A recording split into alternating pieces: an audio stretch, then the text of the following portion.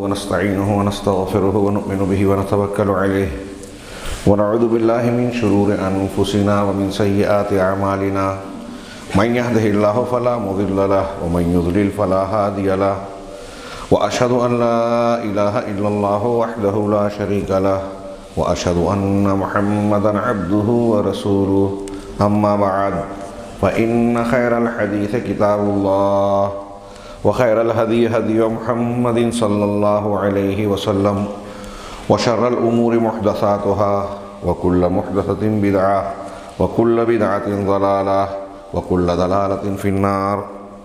أعوذ بالله من الشيطان الرجيم. بسم الله الرحمن الرحيم. ولما رأى المؤمنون الأحزاب قالوا هذا ما وعد الله ورسوله وصدق الله ورسوله وما زادهم إلا إيمانا وتسليما. من المؤمنين رجال صدقوا ما عاهدوا الله عليه فمنهم من قضى نحبه ومنهم من ينتظر وما بدلوا تبديلا ليجزي الله الصادقين بصدقهم ويعذب المنافقين إن شاء أو يتوب عليهم إن الله كان غفورا رحيما. وقال تعالى ورد الذين كفروا بغيظهم لم ينالوا خيرا وكفى الله المؤمنين القتال وقان اللہ قویا عزیزا.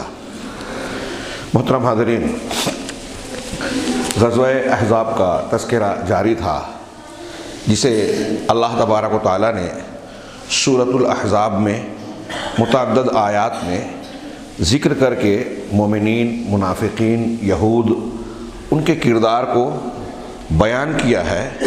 گویا یہ ہر ایک کردار بعد کے اور ہمارے جیسے مسلمانوں اور قیامت تک آنے والوں کے لیے ایک نمونے کا کام دیتا ہے. اس موقع پر جبکہ اللہ کے نبی صلی اللہ علیہ وسلم اپنے 3000 صحابہ کرام کے ساتھ مدینہ اور مسلمانوں کے اور اپنے دین کے دفاع کے لیے محاذ پر قائم ہیں. پچھلے خطبے میں یہ تذکرہ ہوا کہ حالات سنگین سے سنگین تر ہوتے چلے گئے.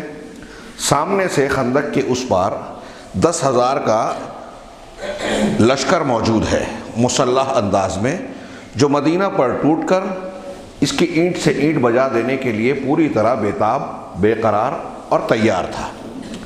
دوسری طرف اسی دورانیے میں پیچھے سے بنو قریظہ نے بدعہدی کی. اللہ کے نبی صلی اللہ علیہ وسلم کو جب اس کی خبر ملی اور تحقیق کرائی گئی تو پتہ چلا کہ یہ بات درست ہے.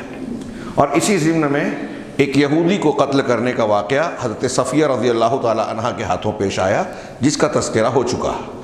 پیچھے سے یہود کا خطرہ، شمال میں اوپر سے مشرکین کا تذکرہ، اللہ تبارک و تعالیٰ نے اس کا تذکرہ کیا. دوسری طرف مسلمانوں کی تعداد کم اور اسباب کی قلت کا یہ عالم ہے کہ 3 دن خندق کھدائی کے دوران بھی 3 دن فاقہ کرنا پڑا. پیٹوں پر پتھر بندھے ہوئے ہیں. موسم کا حال یہ تھا کہ شدید قسم کی سردی تھی.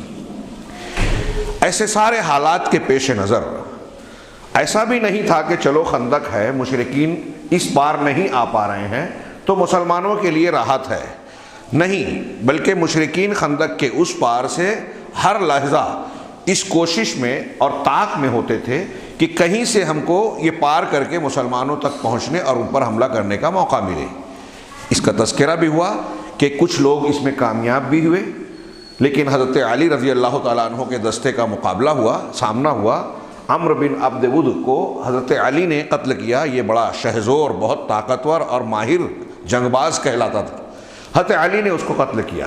اسی طرح نوفل نامی شخص کو حضرت زبیر رضی اللہ تعالیٰ عنہ نے قتل کیا. باقی لوگ راہ فرار اختیار کرنے پر مجبور ہوئے اپنا سامان چھوڑ چھاڑ کر. اس دوران آپ اندازہ لگا سکتے ہیں کہ مسلمانوں کی کیفیت کیا رہی ہوگی. صحیحین کی بخاری مسلم کی روایت ہے کہ حضرت عمر فاروق رضی اللہ تعالیٰ عنہ اللہ کے نبی صلی اللہ علیہ وسلم کے پاس بالکل سورج کے ڈوبنے کے وقت آئے، تشریف لائے اور کہا کہ اللہ کے نبی، ان مشرکین کا برا ہو، ان لوگوں کی وجہ سے آج بڑی مشکل سے میں عصر کی نماز یہ آخر وقت میں پڑھ سکا، بڑی دیر سے پڑھ سکا. تب نبی کریم صلی اللہ علیہ وسلم نے ارشاد فرمایا کہ میرا معاملہ تو یہ ہے کہ اب تک ہم لوگوں نے نماز نہیں پڑھی. اور پھر سورج ڈوب گیا، مغرب کی نماز ہو گئی، مغرب کی نماز کا وقت ہو گیا، اور آپ اور صحابہ کرام جو آپ کے ساتھی تھے بطحان کی وادی میں اتر کر وضو کیا اور نماز پڑھی، مغرب کے ساتھ عصر کی نماز پڑھنا پڑی۔ عصر کی نماز سورج ڈوبنے کے بعد پڑھی۔ یہاں آپ یاد رکھیں، ایک روایت بیان کی جاتی ہے کہ اللہ کے رسول یا حضرت علی سورج ڈوبنے کے بعد واپس بلایا اور پھر نماز پڑھی۔ یہ موضوع روایت ہے، من گھڑت روایت ہے، لیکن ہمارے یہاں عوام میں مشہور ہے۔ اور اسی نماز کی قضا ہو جانے کی وجہ سے، مشغول رہنے کی بنیاد پر نماز کا موقع نہیں ملا، نبی کریم صلی اللہ علیہ وسلم جنہوں نے طائف کے لوگوں کو شدید قسم کی اذیت اور مخالفت کے باوجود کوئی بد دعا نہیں دی تھی، یہاں صحیح بخاری اور مسلم، بخاری کی روایت میں ہے کہ حضرت علی کہتے ہیں کہ اللہ کے نبی صلی اللہ علیہ وسلم نے مشرکین کو بد دعا دی، لعن اللہ المشرکین، کیا ہے، ملا اللہ قبورہم و بیوتہم نارا، او کما قال، کہ اللہ تبارک و تعالیٰ ان مشرکین کے گھروں اور ان کی قبروں کو ان کے سمیت آگ سے بھر دے۔ انہوں نے ہم کو صلاۃ وسطیٰ، صلاۃ وسطیٰ یہاں آپ نے صلاۃ عصر کو کہا، درمیانی نماز، انہوں نے ہمیں صلاۃ وسطیٰ سے غافل کر دیا۔ یہ صحیح بخاری کی روایت ہے، اور جو پہلے والی روایت حضرت عمر کے بخاری مسلم دونوں میں ہے۔ مسند شافعی اور دوسری حدیث کی کتابوں میں یہ بھی ہے کہ ظہر، عصر، مغرب، عشاء، ان چاروں نمازوں میں دیر ہوئی اور آپ نے ان چاروں نمازوں کو رات میں اکٹھا پڑھا۔ تو لوگوں نے تطبیق دی کہ یہ محاصرہ تقریباً 25 دن یا اس سے کم و بیش جاری رہا، تو ممکن ہے ایک دن عصر کی نماز چھوٹی ہو، ایک دن چاروں نمازوں کو اکٹھا پڑھنا پڑا ہو۔ بہرحال اللہ کے نبی صلی اللہ علیہ وسلم وغیرہ کا معاملہ اتنا نازک تھا کہ محاذ سے ہٹ نہیں پا رہے تھے اور نماز کا موقع نہیں مل رہا تھا۔ یہاں نماز کی اہمیت کا بھی اندازہ لگایا جا سکتا ہے کہ حالت جنگ میں بھی ہم کو تھوڑی موڑی مشغولیت اگر ہو جائے تو ہم نماز سے غفلت برت لیتے ہیں کہ بعد میں پڑھ لیں گے، دیکھا جائے گا، ابھی تو کام ہے، ابھی تو دوست احباب آئے ہیں، ہمارے لیے فلاں فلاں مشغولیت ہے، فلاں میچ چل رہا ہے، فلاں کام سے ہم لگے ہوئے ہیں، لہٰذا بعد میں پڑھ لیں گے۔ نبی کریم صلی اللہ علیہ وسلم جنگ کی حالت میں بھی وقت پر نماز پڑھتے تھے، اور چھوٹ جانے پر آپ نے یہاں مشرکین کو بد دعا دی۔ نماز کی اہمیت کا اندازہ لگایا جا سکتا ہے وقت کے ساتھ پڑھنے کا۔ اس کے بعد اب بنو قریظہ سے بدعہدی کا، عہد و پیمان توڑ دینے کا جب معاملہ پیش آیا تو نبی کریم صلی اللہ علیہ وسلم پر کچھ لحظوں کے لیے آپ بھی جو ہے زمین پر لیٹ گئے، صحابہ بھی اس سے متاثر ہوئے، لیکن پھر امید کے ساتھ آپ اٹھے اور آپ نے صحابہ کو بھی یقین دلایا کہ اللہ کی مدد آئے گی۔ اور اس کے بعد اس سنگینی کی حالت میں آپ نے ایک خیال کیا کہ کیوں نہ مکہ کے قریش کے ساتھ بنو غطفان کے قبائل جو آئے ہیں، عیینہ بن حصن اور حارث ابن عوف، یہ دو سردار تھے ان کے الگ الگ قبیلوں کے، اشجع اور دوسرے قبائل کے، تو اللہ کے نبی صلی اللہ علیہ وسلم نے یہ طے کیا کہ ان سے ہم مصالحت کر لیں، اس بات پر کہ مدینہ میں جو کھجوریں پیدا ہوتی ہیں ان کھجوروں کا 1/3 حصہ ہم ہر سال ان کو دے دیں گے ہر فصل پر، اور اس کے بدلے میں یہ یہاں سے واپس چلے جائیں، ہم سے عہد و پیمان کر لیں۔ کچھ لوگوں نے یہ لکھا ہے کہ صرف ارادہ کیا۔ علامہ ابن کثیر نے اپنی کتاب البدایہ والنہایہ میں لکھا کہ 10 آدمیوں کے ذریعے کچھ آدمیوں کو بلا کر ان عیینہ کو اور حارث کو، حارث ابن عوف کو، دونوں سرداروں کو بلا کر آپ نے بات چیت بھی کر لی، معاہدے کا مسودہ بھی تیار کر لیا، یہ ابن کثیر میں ہے، اور کچھ میں ہے کہ آپ نے ارادہ کیا اور اس تعلق سے پھر مشورہ کیا۔ تو معاہدہ تیار ہوا ہو یا نہ ہوا ہو، آپ نے انصار کے صحابہ کو بلایا، ان میں 2 سرداران سر فہرست سے تھے جن کو بنو قریظہ کی چھان بین کے لیے جن لوگوں کو بھیجا تھا اس میں بھی شامل کیا تھا، حضرت سعد بن عبادہ اور سعد بن معاذ رضی اللہ عنہما، دونوں سرداران بھی اس میں موجود تھے۔ آپ نے ان کے سامنے تجویز رکھی اور کہا کہ میں ایسا سوچ رہا ہوں کہ بنو غطفان کے لوگوں کو سے یہ معاہدہ کیا جائے اور 1/3 کھجور ان کو دے دی جائے، اس سے وہ واپس چلے جائیں گے اور ہم قریش سے ہمارا جو معاملہ ہے وہ براہ راست ہوگا، ان کی تعداد کم ہو جائے گی، حوصلہ پست ہوگا۔ دونوں سرداران کا جواب بڑے ادب و احترام کے ساتھ انہوں نے دیا، اللہ کے رسول اگر یہ آپ کی خواہش اور آپ کا حکم ہے تو ٹھیک ہے، اگر یہ اللہ تعالیٰ کا حکم ہے تو ہم اسے بھی بلا چوں چرا تسلیم کرنے کے لیے تیار ہیں۔ لیکن اگر یہ آپ ہمارے لیے کر رہے ہیں جنگی تدبیر کے اعتبار سے کہ حالات بہت سنگین ہیں اس لیے ہم ایسا کرنے پر مجبور ہیں، اگر آپ ایسا سوچ رہے ہیں اللہ کے رسول تو ہمیں اس کی کوئی ضرورت نہیں۔ اللہ کی قسم، جب ہم شرک پر تھے، بت پرستی کرتے تھے وہ بھی اور ہم بھی، اس وقت تو ان کی یہ مجال نہیں تھی کہ مہمان نوازی اور خرید و فروخت کے بغیر ہم سے ایک دانہ بھی چھین سکیں، لے سکیں۔ یا تو مہمان بن کر آئیں، ہم خوشی سے انہیں کھلائیں پلائیں، یا خرید و فروخت کا معاملہ ہو۔ اس وقت جب ہم مشرک تھے، کافر تھے، اب تو اللہ تبارک و تعالیٰ نے ہم کو اسلام کی نعمت دی ہے، آپ کے ذریعے سے عزت سے نوازا، اب ہم کو یہ قوت اور عزت ملی ہے۔ اللہ کی قسم، اب ہم انہیں اپنے حق سے ایک دانہ بھی ناحق نہیں دے سکتے، انہیں تو ہماری طرف سے صرف یہ تلوار ملے گی۔ آپ اس کی فکر نہ کیجیے اللہ کے رسول۔ نبی کریم صلی اللہ علیہ وسلم کو خوشی ہوئی اور آپ نے کہا کہ تم لوگوں کی رائے صحیح ہے، میں تمہارے رفق اور نرمی کے طور پر ہی یہ بات سوچ رہا تھا۔ آپ نے جیسا کہ ابن کثیر کے اس میں ہے کہ معاہدہ ہو چکا تھا، معاہدے کے مسودے کو پھڑوا دیا، رد کر دیا۔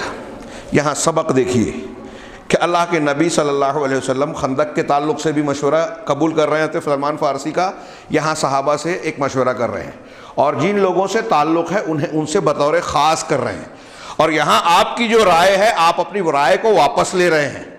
حضرت سعد بن معاذ اور سعد بن عبادہ کی رائے کے سننے کے بعد آپ نے معاہدے کا ارادہ ترک کر دیا، تو آپ کا رائے دینے والوں کی رائے کا احترام کرنا ایک بات، پھر رائے دینے والوں کا آپ کے جناب میں ادب و احترام، بڑے کا بڑا پن باقی رکھتے ہوئے رائے دینا، مخالفت کرنا کہ اگر آپ کی بات ہے تو ٹھیک ہے، اور اللہ کی بات ہے تو بلا چوچرا تسلیم ہے، لیکن اگر یہ ہمارے لیے ہے تو ہمیں قبول نہیں ہے۔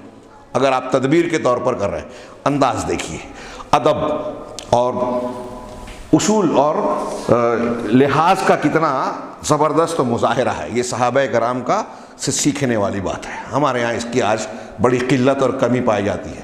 یہیں ایک سبق یہ بھی ملتا ہے، نبی کریم صلی اللہ علیہ وسلم نے جو بنو غطفان کے لوگوں کو محاذ سے ہٹا دینے کے لیے ایک معاہدہ کرنے اور اپنے مدینہ کی فصل سے ایک حصہ دینے کی تدبیر سوچی، گویا اس کا جواز ہے کہ کبھی کبھی مسلمانوں کے لیے ایسے حالات پیش آ سکتے ہیں کہ مشرکین جو ہمارا دشمن ہی کیوں نہ ہو، ان کے سامنے ہم اقتصادی طور پر یا دنیاوی طور پر کچھ نرمی اور تنازل اختیار کریں، اپنے حق سے کچھ دیویں، جب اس سے زیادہ بڑی مصلحت سامنے ہو، دین کی حفاظت مقصود ہو، مسلمانوں کا شہر اور پوری بستی کی حفاظت مقصود ہو، ان کی جانوں کی حفاظت مقصود ہو، یہ بڑا مقصد ہے۔ ایسے مقاصد کے لیے مشرکین سے مصالحت کی جا سکتی ہے، ایسی مصالحت میں بعض معاملات میں جھکاؤ بھی اختیار کیا جا سکتا ہے۔ نبی کریم صلی اللہ علیہ وسلم نے اگرچہ اس پر عمل نہیں کیا رائے کے بعد، لیکن آپ نے ارادہ کیا کہ میں ایک حصہ کھجوروں کا دے کر ان لوگوں کو یہاں سے لوٹانے پر جو ہے راضی کر لوں، یہ اس بات کے جواز کی دلیل ہے کہ ایسی صورت میں اس طرح کے اعمال یا اقدامات کیے جا سکتے ہیں اگر اتفاق رائے ہو اور یہ مسلمانوں کی مصلحت میں ہو۔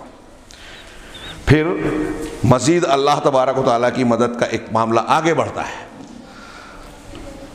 غطفان اشجع قبیلے کے ایک صحابی حضرت نعیم ابن مسعود، غطفانی بھی کہتے ہیں، اشجعی غطفان کا ایک شاخی اشجع، وہ اللہ کے رسول صلی اللہ علیہ وسلم کی خدمت میں حاضر ہوئے۔ بخاری مسلم میں بھی یہ روایت ہے، کچھ تفصیل کے ساتھ دوسری حدیث کی کتابوں اور سیرت کی کتابوں میں۔ انہوں نے کہا اللہ کے رسول صلی اللہ علیہ وسلم، میں مسلمان ہو چکا ہوں، اسلام قبول کر لیا، لیکن ابھی میرے قبائل کو اور مشرکین کو میرے اسلام لانے کا علم نہیں ہے، آپ چاہیں تو مجھ سے کوئی کام لے سکتے ہیں۔ آپ نے کہا کہ تم تنہا فرد ہو، جنگ اور مقابلہ تو نہیں کر سکتے، ہاں یہ کام کرو کہ یہود میں اور ان مشرکین کے قبائل میں ایک دوسرے کے تعلق سے بد اعتمادی پیدا کرو۔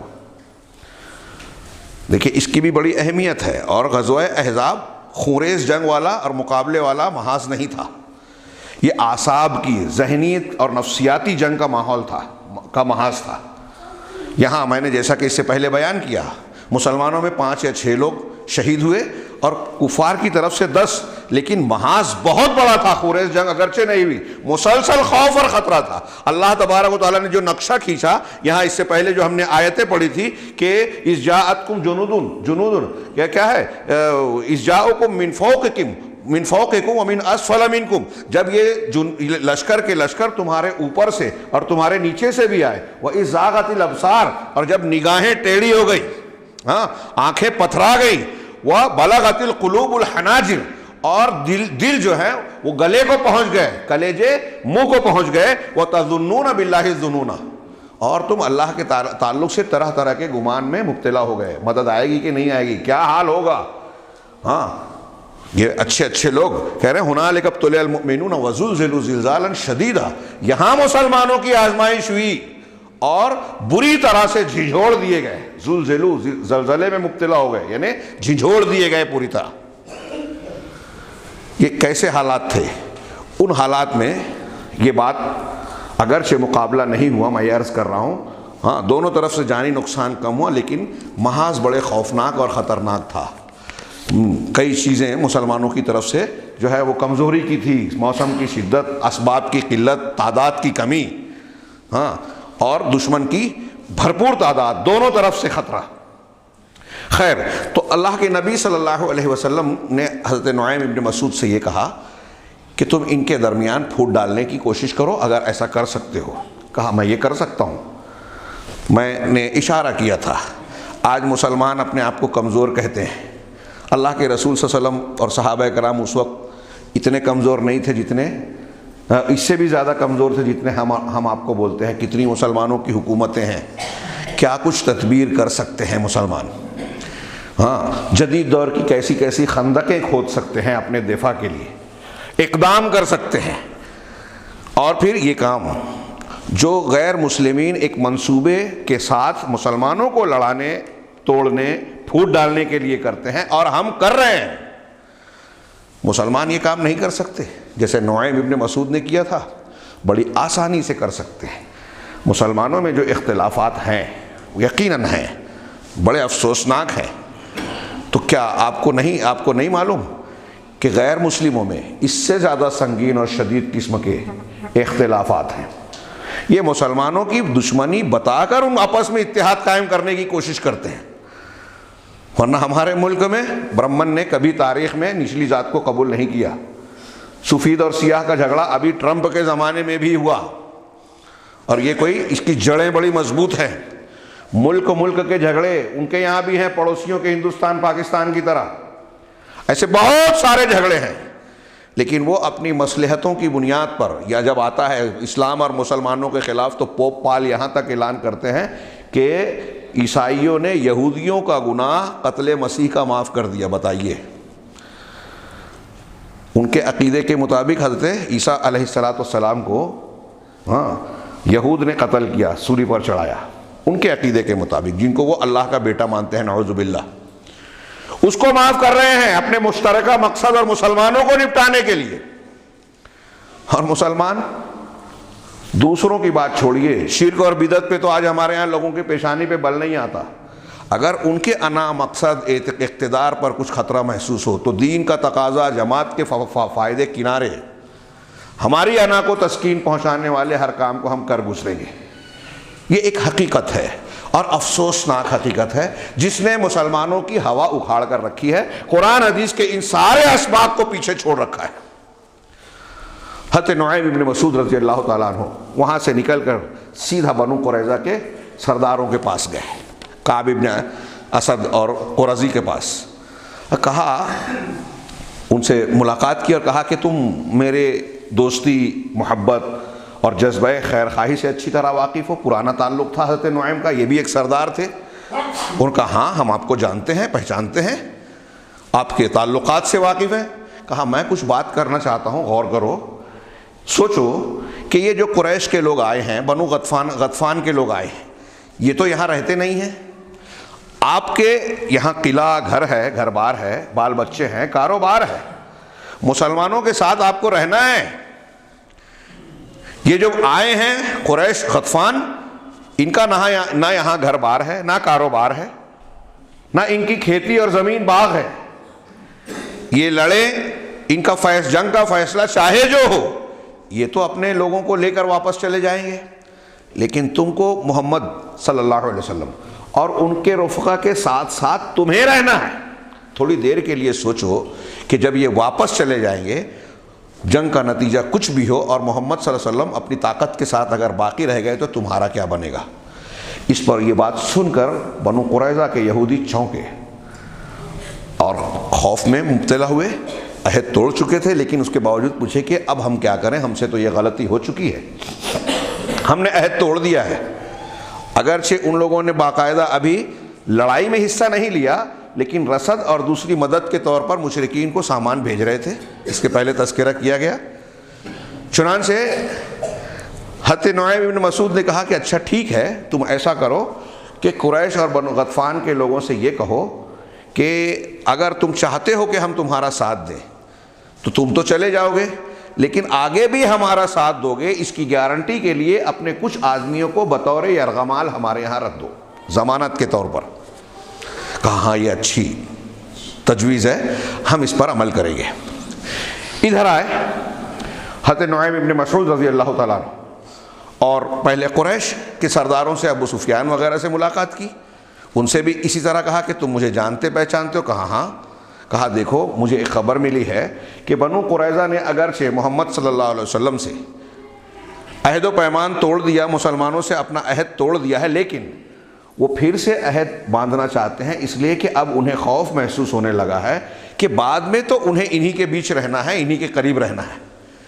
لہٰذا ایسا کرنے کے لیے ان کے ذہن و دماغ میں یہ بات ہے کہ تم سے یہ مطالبہ کریں گے کہ کچھ آدمیوں کو یرغمال کے طور پر دے دو، اور وہ تمہارے آدمیوں کو لے کر مسلمانوں کے حوالے کریں گے، محمد صلی اللہ علیہ وسلم کے حوالے کریں گے، اور یہ گارنٹی دیں گے کہ اب ہم پھر سے تمہارے ساتھ عہد باندھ رہے ہیں، تجدید عہد اور معاہدہ کر رہے ہیں۔ چنانچہ وہ یرغمال کا مطالبہ کریں گے۔ ان سے بھی کہا، بنو غطفان کے سرداروں سے بھی جا کے کہا۔ یہ سن کر ان کے بھی کان کھڑے ہوئے، وہ بھی چوکنا ہوئے۔ اور پھر اس دوران ایسا ہوا کہ مشرکین، جنگ نہیں ہو پا رہی تھی، ہاں خندق کی وجہ سے جو انہیں بلا کسی مقصد ہاتھ آئے مقابلے کے رکنا پڑ رہا تھا، اس سے وہ تنگ آ گئے تھے۔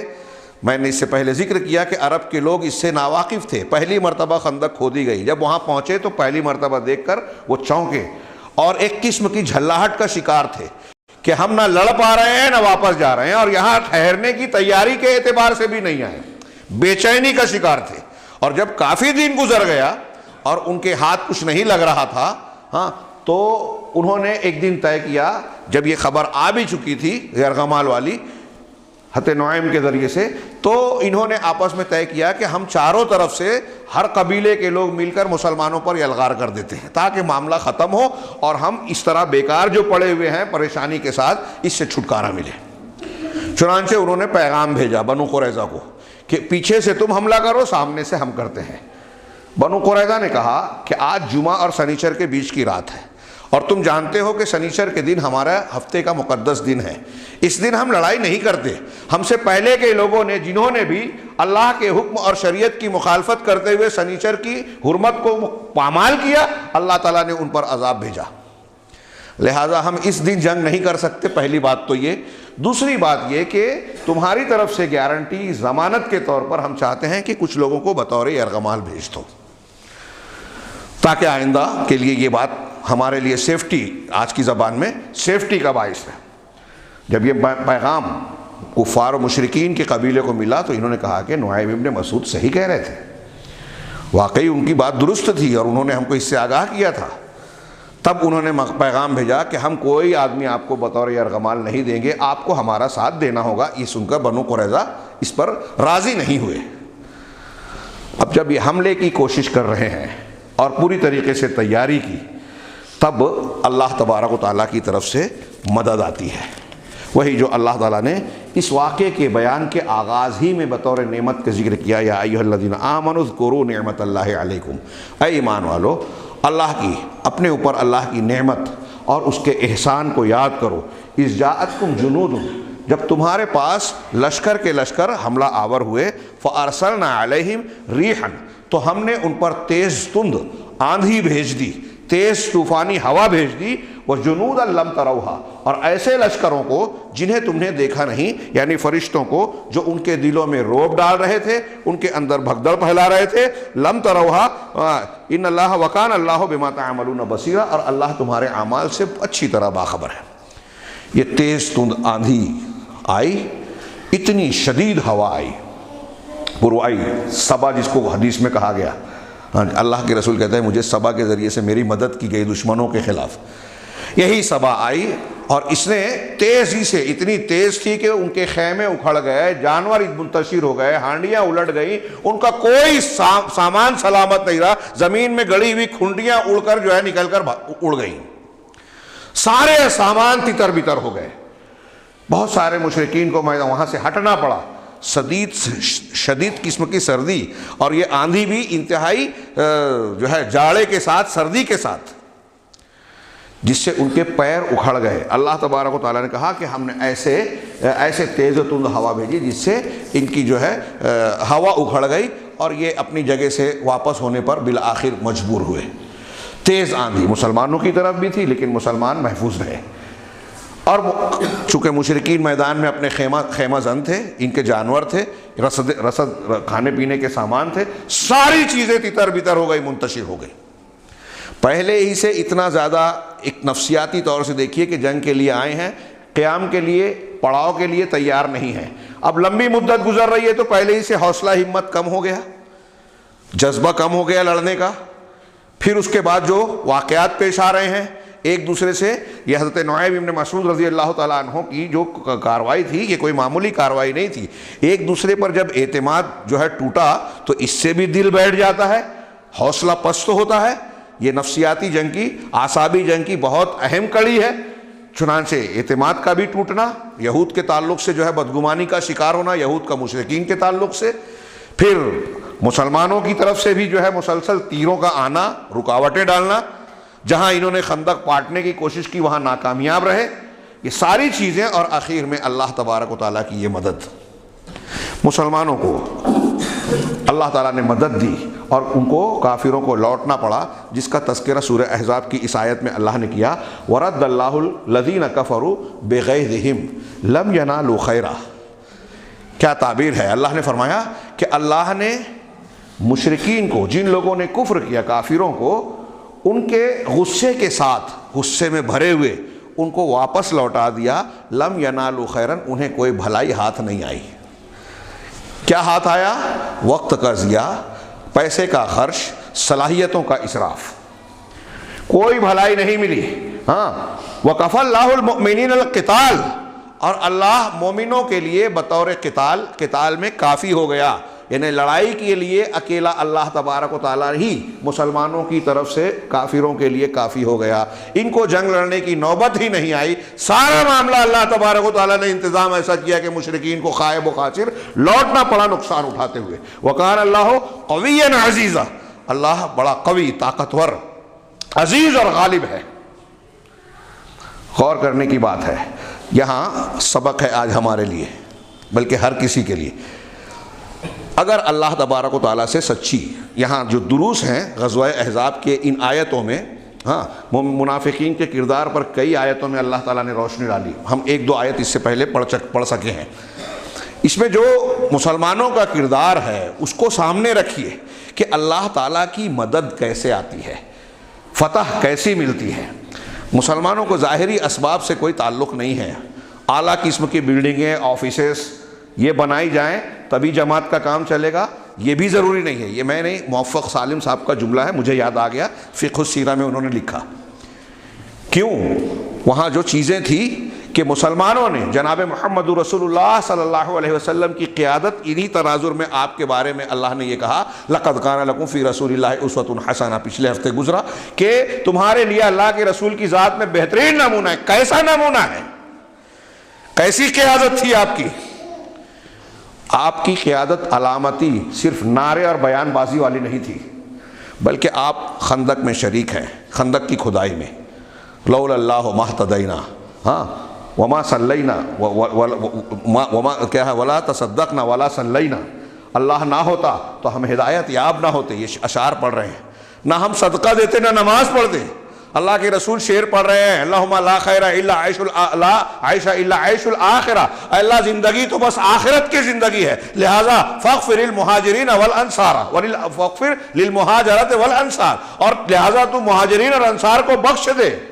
اس کے جواب میں مہاجرین اور انصار کہتے تھے کہ نحن الذین بایعوا محمدا، ہم وہ ہیں جنہوں نے محمد پر اپنی جان دینے کی بیعت کی ہے، اور آگے اشعار پڑھتے۔ یہ کام اللہ کے رسول صلی اللہ علیہ وسلم ان کے ساتھ ساتھ کر رہے ہیں۔ علامتی طور سے آپ شریک نہیں ہوئے، عملی طور سے اس انداز میں ان کے کاموں میں شریک ہوئے، خندق کو کھودنے میں، کہ یہ بڑا مؤثر معاملہ تھا۔ کمزور صحابہ کرام مالی اعتبار سے تو ایک طرف، ان میں اگر کوئی مالدار اور تاجر طبقے کے لوگ تھے جن کے اپنے غلام اور نوکر کام کرتے تھے، جب دیکھا کہ رسول اللہ صلی اللہ علیہ وسلم بذات خود بنفس نفیس خندق کھودنے میں شریک ہیں تو خود بھی حصہ لے رہے ہیں۔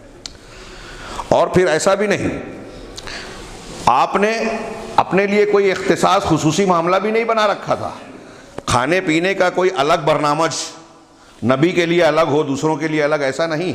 لوگوں نے جیسا کہ روایت بیان کی گئی، جب شکایت کی کہ ہمارے پیٹ پر پتھر بندھے ہیں، تو آپ نے اپنا پیٹ دکھایا، 2 پتھر بندھے ہیں۔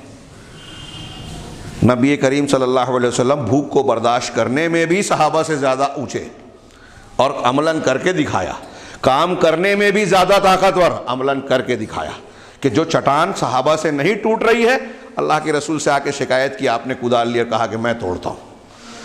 تو آپ نے قوت کے اعتبار سے بھی توڑا، اب وہ قوت جسمانی بھی ہے، روحانی بھی ہے، آپ کی برکت بھی تھی کہ دعا کر کے آپ نے بسم اللہ کہہ کے مارا، چٹان ٹوٹ گئی۔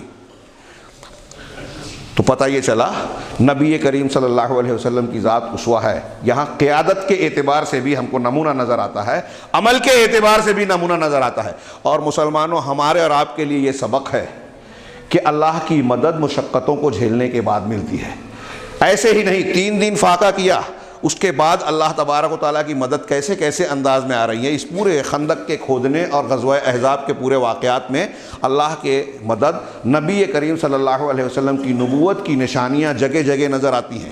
ہم نے وہ بخاری کی روایت سنی، حضرت جابر نے دیکھا کہ اللہ کے رسول صلی اللہ علیہ وسلم بھوک سے بے قرار ہیں، 3 دن سے بھوکے ہیں، تو بے چین ہو گئے، گھر گئے، بیوی سے پوچھا، روایت میں بیان کر چکا ہوں اس سے پچھلے ہفتے، اس لیے اس کی تفصیل میں نہیں آئی۔ اس میں صحابہ کرام کی نبی صلی اللہ علیہ وسلم کے ساتھ محبت اپنی بھوک کی وجہ سے نہیں گئے، اللہ کے رسول کی بھوک دیکھی تو برداشت نہیں ہوا کہ ہمارے پیغمبر بھوکے ہیں، پیٹ پر پتھر بندھے ہیں۔ بیوی سے جا کر کہا، اور اس کے بعد انتظام کر کے جب آتے ہیں، پورا واقعہ آپ جانتے ہیں کہ 1 بکری کا بچہ، 1 ساکھ جو کا آٹا، اور 1000 لوگوں کو اللہ کے نبی صلی اللہ علیہ وسلم اپنے ساتھ لے گئے، اور یہ جو اور یہ 1000 لوگوں کے لیے کافی ہو گئی، اس کے باوجود بچ گئی۔ اللہ کی مدد، نبی کریم صلی اللہ علیہ وسلم کی دعا اور معجزہ، آپ کی نبوت کی نشانی اور اللہ کی مدد کا مظاہرہ۔ 2 سا کھجور حضرت عبداللہ بن رواحہ رضی اللہ تعالی عنہ کی بہن لے کر آتی ہے عمرہ، اپنے بھائی اور ماموں کے لیے۔ اللہ کے نبی دیکھ لیا، کہا کیا لائے ہو؟ کہا ماں نے بھیجا ہے، ماموں کے لیے، بھائی کے لیے اور ماموں کے لیے۔ کہا میرے پاس لے آؤ۔ کھجور لی، ایک کپڑے پر پھیلایا، سارے اہل خندق کو دعوت دی کہ یہ کھانا آیا ہے، سب نے پیٹ بھر کر کھا لیا۔ اور حضرت عمرہ بنت رواحہ کہتی ہیں صحابیہ کہ میں نے دیکھا کہ سب کے کھا لینے، شکم سیر ہو جانے کے باوجود کھجوریں جو ہیں کپڑے سے گری جا رہی ہیں، بڑھی جا رہی ہیں۔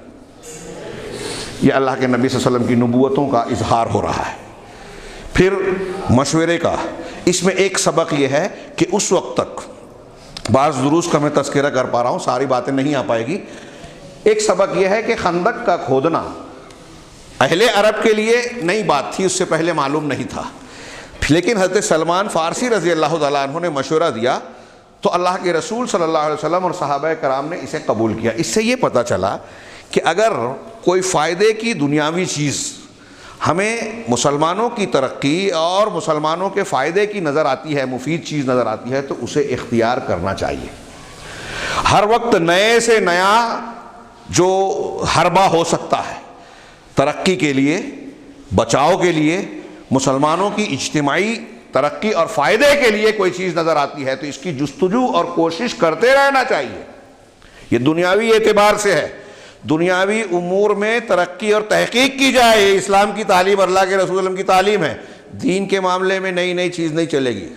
جتنی جیسی عبادت بتا دی گئی ہے، عقیدہ بتا دیا گیا، اتنا ہی کیا جائے. لیکن آج ہمارے یہاں دین میں لوگ ترقی کر رہے ہیں. ارے فلاں پیر صاحب نے اپنے تجربے سے فلاں دعا بتائی ہے، فلاں عبادت بتائی ہے، ہمارے پیر صاحب نے یہ نیا ذکر بتایا ہے، یہ نئی روایت بتائی ہے، نیا واقعہ بتایا ہے. آنکھ بند کیا، کشف کر کے کہا اللہ سے معلوم کر لیا. دین مکمل ہو چکا، اس میں کمی بیشی کی گنجائش نہیں ہے. نہ کوئی عقیدہ، نہ عمل، نہ عبادت. اگر اس میں کوئی نئی چیز ڈالیں گے تو یہ بدعت ہے، گمراہی ہے، جہنم میں لے جانے والی. ہر جمعہ کو اللہ کے رسول صحابہ کے سامنے پڑھتے تھے، جبکہ صحابہ بدعتی نہیں تھے.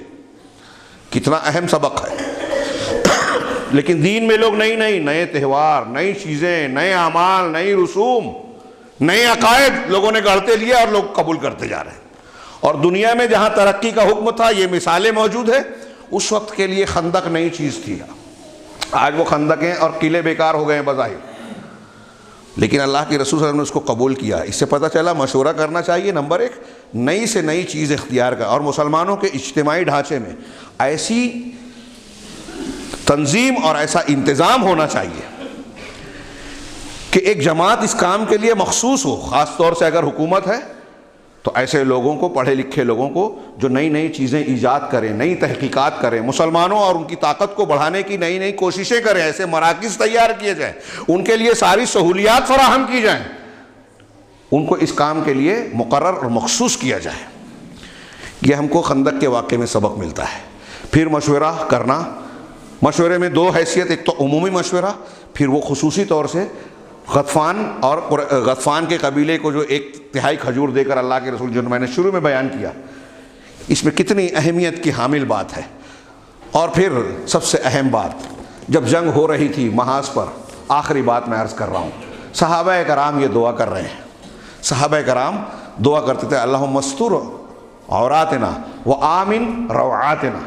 اے اللہ ہماری خامیوں کو، ہماری پوشیدہ کمزوریوں کو تو پوشیدہ رکھ، ہماری کمزوریوں کو پر تو پردہ ڈال دے، خامیوں پر پردہ ڈال دے.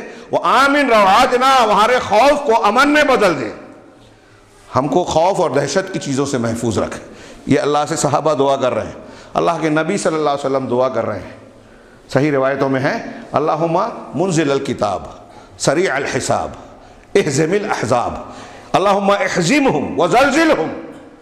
اے اللہ کتاب کو نازل کرنے والے، جلد حساب لینے والے، ان کو شکست دے دے. اے اللہ ان دشمنوں کو شکست دے دے اور انہیں رون دے، جھجوڑ کر رکھ دے. یہاں اہل علم نے سبق لیا، جو بدر احد کے زمزم میں بھی ہم نے بیان کیا، کہ اللہ کے رسول صلی اللہ علیہ وسلم اور مسلمانوں نے دشمنوں کے مقابلے میں دونوں چیزیں، دونوں مدد اللہ سے مانگی.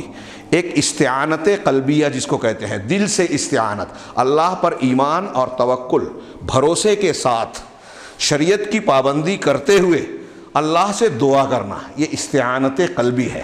ہم دعا کرتے رہیں ہر معاملے میں اللہ سے. اور دعا ایسا ہتھیار ہے کہ ہم چاہے جتنے بھی بے بس ہو جائیں، وسائل سے محروم ہو جائیں، اس سے محروم نہیں ہو سکتے. ہر حال میں اللہ سے دعا تو کر ہی سکتے ہیں. اس لیے جن مسلمانوں کی ہم دنیا کے کسی بھی خطے حصے میں مدد نہیں کر سکتے، اپنے آپ کی، اپنے خاندان کی، ان کے لیے دعا تو ضرور کر سکتے ہیں. فرض ہے ہر مسلمان کا اپنے دوسرے مسلمان مظلومین کے لیے کم سے کم دعا ضرور کرے. تو یہ استعانت قلبیہ، اللہ تبارک، ایک چیز تو یہ معلوم ہوئی کہ اللہ کی طاقت کے بغیر کوئی فتح اور شکست نہیں ہو سکتی. اور مسلمانوں نے ہم کو یہ بتایا کہ اللہ کی مدد کیسے ملتی ہے.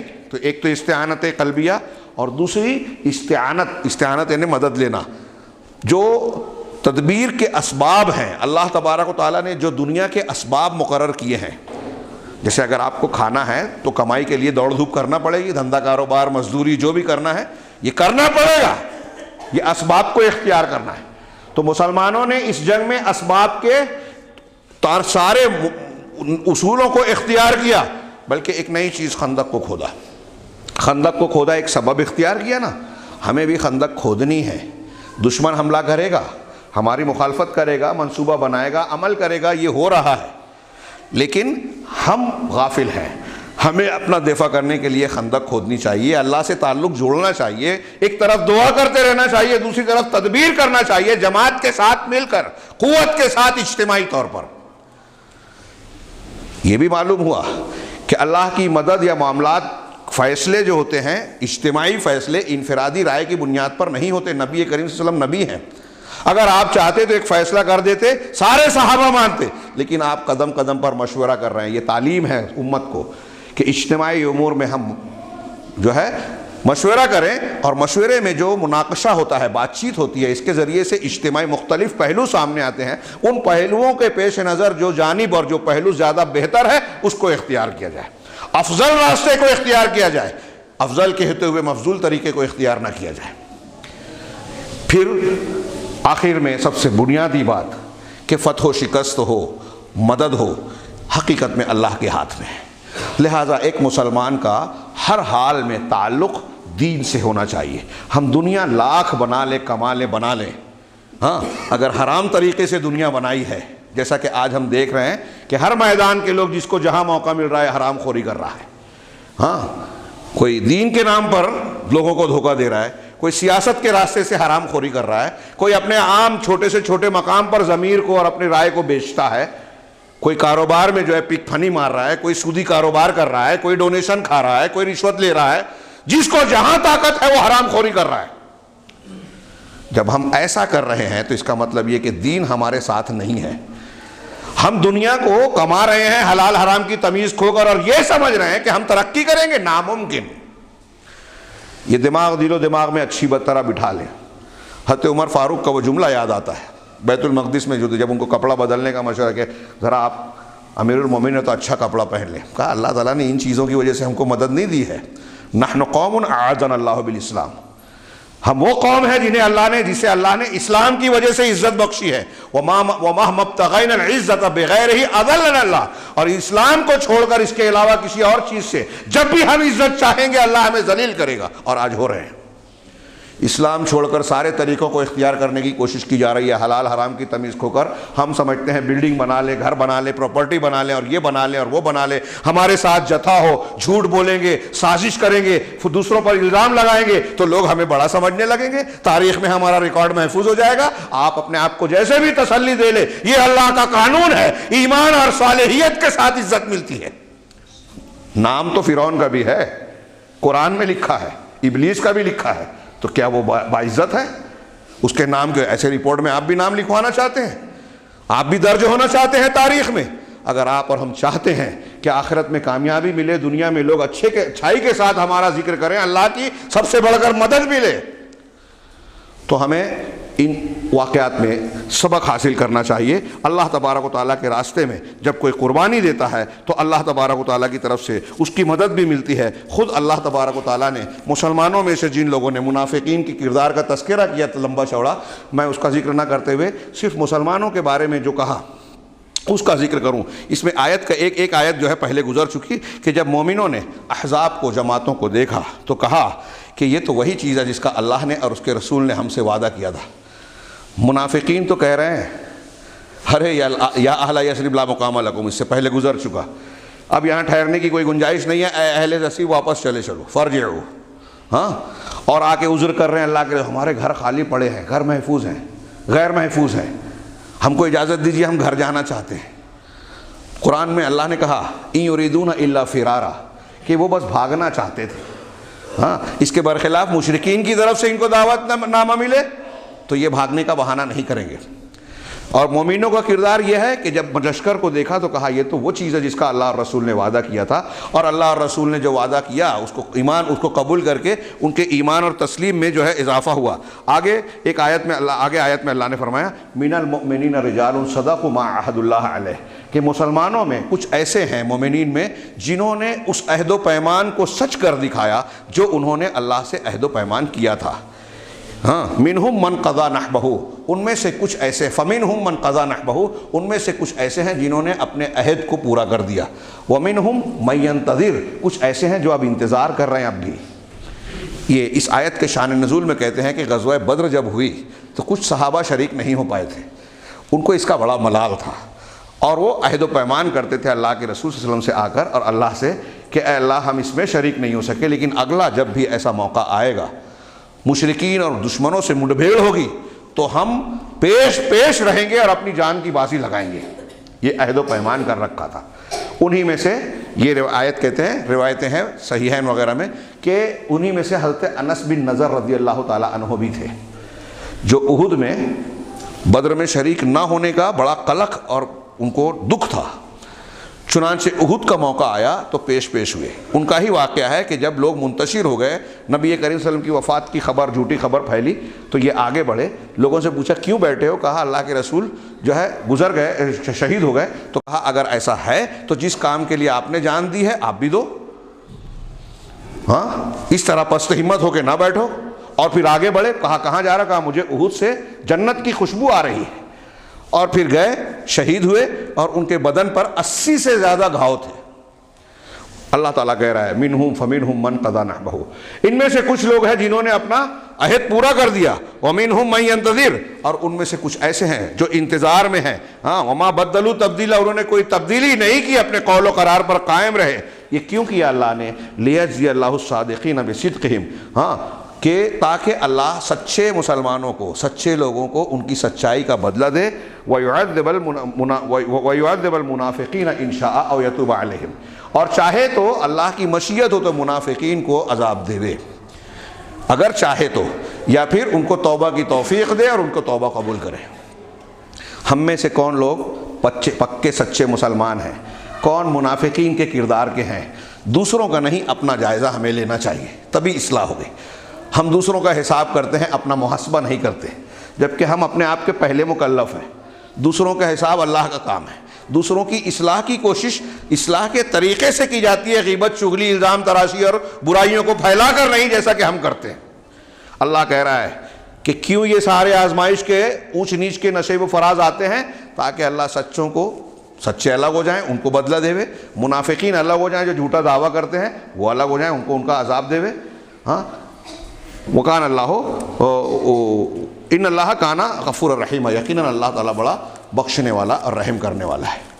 احزاب کا بالکل آخری مرحلہ ہے، ہاں انتہائی شدید سردی ہے، ہاں صحیح مسلم کی حدیث ہے، آخری روایت، حضرت حذیفہ کہتے ہیں کہ اللہ کے رسول صلی اللہ علیہ وسلم نے جب طوفان آیا، ہاں تیز ہوا چلی، طوفان کے بعد اب سارا کفار کا لشکر جو ہے بکھر چکا، اللہ کے نبی صلی اللہ علیہ وسلم نے صحابہ سے پوچھا کہ تم میں سے کوئی ہے جو خاموشی سے جائے اور قوم کی خبر لا کر مجھے بتائے؟ حضرت حذیفہ کہتے ہیں کہ یہ سننے کے باوجود صحابہ میں سے کسی نے جواب نہیں دیا، اتنی شدید سردی تھی کہ سب ٹھٹھرے بیٹھے تھے۔ پھر آپ ہی نے حضرت حذیفہ کو کہا یا قم یا حذیفہ، حذیفہ اٹھو اور مجھے قوم کی خبر لا کے بیٹھو دو۔ سردی کی شدت کی وجہ سے کوئی جواب نہیں دے رہا تھا، لیکن جب اللہ کے رسول صلی اللہ علیہ وسلم نے حضرت حذیفہ کا انتخاب کیا تو آپ کھڑے ہو گئے۔ اللہ کے رسول نے کہا کہ تم جاؤ اور لوگوں کی خبر کیا حالات ہیں دشمنوں کے وہ معلوم کر کے آؤ اور مجھے بتاؤ۔ اب وہ کہہ رہے ہیں کہ اور ساتھ میں یہ کہا تھا کہ ان کے سلسلے میں تم کوئی حالات میں ہیجان پیدا نہ کرنا، لا تذعرنی فیہم، یعنی ان کے بارے میں کوئی ایسی حرکت نہ ہو جس سے ہیجان پیدا ہو، جوش اور جذبہ بڑھے۔ کہا میں اٹھا اور نکل کر گیا ان کی طرف۔ وہ کہتے ہیں حضرت حذیفہ، صحیح مسلم کے حدیث، گویا مجھے ایسا لگ رہا تھا جیسے میں حمام میں چل رہا ہوں، یعنی اتنی شدید سردی تھی۔ سردی کو بیان کرنے کے لیے میں جب پہنچا اور میں نے دیکھا تو دیکھا کہ ابو سفیان جو ہے، جو قریش کا سردار، وہ آگ جلا کر اپنی پیٹھ سینک رہا ہے اور اس کی پیٹھ میری طرف تھی۔ میں نے تیر نکالا، کمان کے بیچ میں لگایا، نشانہ باندھا، اگر میں چلا دیتا تو یقیناً ابو سفیان کا کام تمام ہو جاتا، لیکن اسی وقت مجھے اللہ تعالیٰ، اللہ کے رسول صلی اللہ علیہ وسلم کا قول یاد آیا کہ مجھے جو ہے ہیجان میں نہ ڈالنا، کوئی بات مسئلہ پیدا نہ کرنا۔ چنانچہ میں نے اپنا ارادہ ترک کیا، پورا جائزہ لیا اور آ کر اللہ کے رسول صلی اللہ علیہ وسلم کو خبر دی۔ نبی کریم صلی اللہ علیہ وسلم، اس شدید سردی کے باوجود اللہ کے نبی نے کہہ دیا تو ہم کریں گے، اور کیا۔ کہا میں واپس بھی آیا تو ایسا لگا حمام میں ہوں، اور انتہائی شدید سردی مجھے لگ گئی اور میں بے حال ہو گیا۔ جب پہنچا تو نبی کریم صلی اللہ علیہ وسلم نے اپنی چادر کے کنارے کا حصہ جس میں آپ نماز پڑھتے تھے مجھ پر ڈال دیا اور کہا حذیفہ سو جاؤ۔ کہا مجھے نیند آ گئی اور میں سوتا رہا یہاں تک کہ صبح ہو گئی، فجر کا تڑکا ہوا۔ آپ نے کہا قم یا نعمان، نعمان نوم سے، ہاں اے سونے والے اٹھ جا۔ اللہ کے رسول صلی اللہ علیہ وسلم نے مجھے اٹھایا۔ کہا اس کے بعد ہم نے دیکھا کہ کفار کا لشکر، یہ جو اللہ نے کہا کہ بغیر کسی خیر اور کامیابی کے واپس لوٹنے پر مجبور ہوا، یہ لوٹ گیا۔ اور جب یہ لوٹا تو نبی کریم صلی اللہ علیہ وسلم نے مسلمانوں سے کہا الآن نغزوہم ولا یغزونا، اب ہم ان پر چڑھائی کریں گے، ان پر جنگ کریں گے، وہ ہم پر چڑھ کے نہیں آئیں گے۔ الآن نسیر الیہم، اب ہم ان کی طرف چلیں گے، اب صرف دفاع نہیں اقدام بھی ہوگا ہماری طرف سے۔ اور غزوہ احزاب کے بعد اللہ کے رسول صلی اللہ علیہ وسلم اور صحابہ کے زمانے میں مشرکین کی طرف سے حملے کی بجائے مسلمانوں کی طرف سے معاملہ شروع ہوا۔ گویا احزاب کے بعد سے اب ان کی ہمت اور حوصلہ ٹوٹ گیا۔ کفار مکہ اور دوسرے لوگوں کے اندر اتنی طاقت نہیں تھی کہ احزاب سے بڑا لشکر اس زمانے میں تیار کر پاتے، اور یہ لشکر بھی ناکامیاب ہو کر گیا تو اب ان کی ہمت ٹوٹ گئی۔ سارے کفار مشرکین، اب یہاں دیکھیے کہ سب لوگ الگ الگ مقاصد کے ساتھ آئے تھے۔ یہود کا الگ مقصد تھا، قریش مکہ چاہتے تھے کہ ہمارا تجارت کا راستہ صاف ہو جائے۔ مدینہ کے اطراف کے قبائل جو شریک ہوئے تھے ان کا مقصد تھا کہ مدینہ میں ہم کو اس علاقے میں لوٹ کھسوٹ کی پوری آزادی ملے۔ الگ الگ مقاصد کے تحت تھے، ساروں کے مقاصد ٹوٹ گئے اور مسلمانوں کی قوت جو ہے یہاں بڑھ گئی۔ یہ 5 ہجری میں ہوا۔ ابھی اللہ کے رسول صلی اللہ علیہ وسلم غزوے سے جب لوٹے، غسل کیا گھر میں، غسل سے فارغ ہوئے کہ حضرت جبرائیل علیہ السلام تشریف لائے۔ کہا محمد تم لوگوں نے ہتھیار رکھ دیا، سامان جنگ رکھ دیا اور ہتھیار اپنے سامان لباس جنگ کو اتار دیا؟ ہم نے تو نہیں اتارا، اللہ تعالیٰ نے مجھے بھیجا ہے اور اسی وقت ہمیں حکم دیا ہے کہ بنو قریظہ کی خبر لے لیں۔